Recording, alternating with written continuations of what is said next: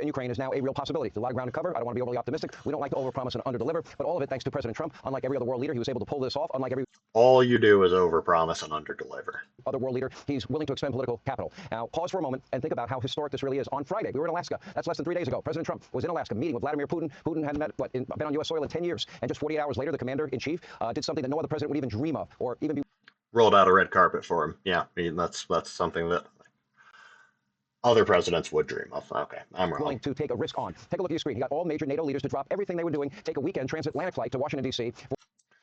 Again, that's not what happened. For this huge meeting at the White House with the Ukrainian President Zelensky. Now, these world leaders are now all praising Trump's commitment to peace. Take a look. They did this to defend Zelensky from Trump. I really want to thank you, President of the United States, dear Donald, for the fact that you, as I said before, broke the deadlock, basically with President Putin by starting the dialogue. And I think it was in February that you had the first phone call. And from there, we are now where we are today. And that is, I think if we play this well, we could end this. I think it is an important day, a new phase, after 3 years and a half, that we didn't see any kind of sign from the Russian side that there was a willing for dialogue. So something is changing, something has changed, thanks to you. They just know they have to stroke him to get anywhere, and maybe they do actually support him. I'm not in their brains. I still disagree with them, even if they do support him. I still think they're wrong. Them being world leaders doesn't make their opinion any more valuable to me. If anything, it might degrade it a little bit.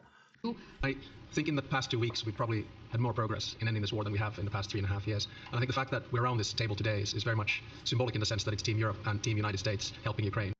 Now, remember, it was only Friday that Trump haters in the state-run legacy media mob, the Democratic Party, they were telling you, every American, that Trump's peace negotiations with Putin were an embarrassment, a failure. He got schooled. Now, Senator Chris Murphy calling the meeting a disaster.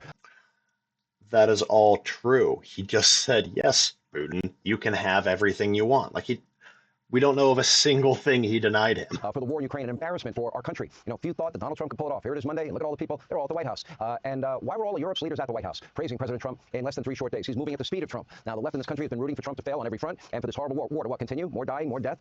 As President Trump pointed out, he could negotiate a total unconditional surrender from Vladimir No, we have to tell Vladimir Putin that he can't do this. Putin, and we could get Moscow and St. Petersburg and more, and the left would still be unhappy. Take a look. I said that if in the settlement you got Moscow, St. Petersburg, and thousands of miles around them, they would say I made a bad deal. Right, but you're not going to get any of that. What are you talking about? They would, if I grew wings and ascended to heaven, they still wouldn't admit I'm an angel. That's not real. The level of hatred and animosity is incredible. Not with all. I mean, we have great people up here. We also have terrible people up there that I think are told what to say. But, you know, in solving all of these wars, they don't even write about it. Now, let's temper expectations here. Make no mistake, there's still no guarantee that a peace deal is imminent or will even happen. But what we can report tonight is there are major territorial decisions to be made, including the Donetsk region. But everyone is on agreement on one key issue. They're all, you know, they all want the killing to stop. By the way, don't you? Don't you think it's time? How many more Russian soldiers need to die? How many more innocent men, women, and children in Ukraine? That's his point. He wants to make it exhausting so that he can just have everything he wants. Have to die. Take a look. We've had a very successful day thus far.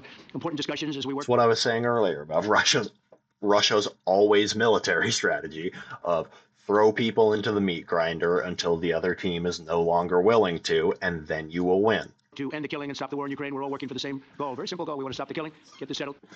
Now, for all you Trump derangement syndrome people out there, there's only one person in the free world that could get this done and get this close to a possibility of a lasting peace, and that's President Trump. He did force Vladimir Putin to the negotiating table. He used 4 very key measures, as I see it, to get that accomplished. Forced him to the negotiating table?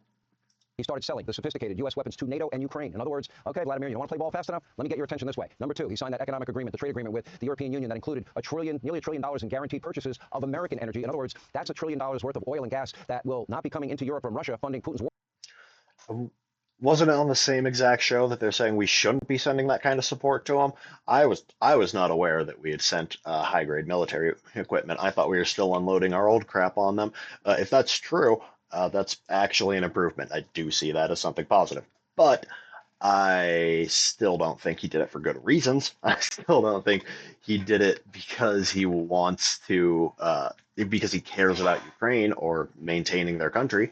War machine. Number 3, President Trump got NATO members to more than double their military commitment to 5% of their GDP. And number 4, he hit Putin where it hurts, implementing a massive tariff on India, 50% if they buy Russian oil. With those 4 steps and the threat of more tariffs to other countries that do business with Russia, those are the severe consequences President Trump was talking about. The president is working very fast to clean up what has been a disaster in Ukraine, of course, created by Western Europe themselves and by Joe Biden in particular. You know, Joe Biden never even picked up a phone.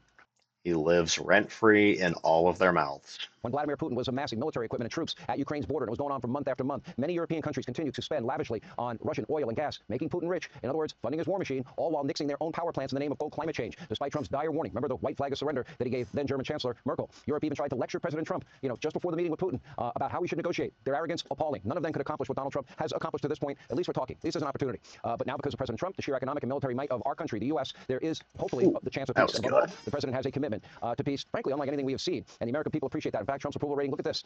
Insider advantage. By the way, one of the few pollsters that gets Donald Trump and is able to poll Donald Trump correctly, showing Donald Trump's approval rating surging. This took place after the Alaska summit.